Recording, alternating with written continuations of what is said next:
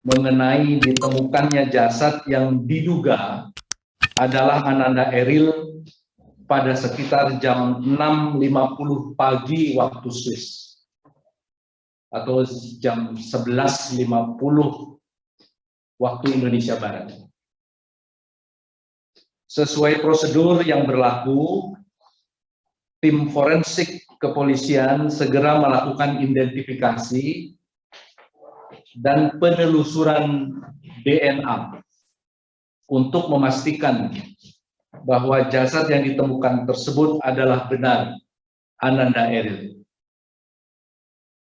Pada hari Kamis 9 Juni 2022 siang waktu Swiss, pihak kepolisian menyampaikan konfirmasi bahwa hasil tes DNA bahwa jasad yang ditemukan kemarin adalah Ananda Emeril Khan Mumtaz atau Ananda Eril.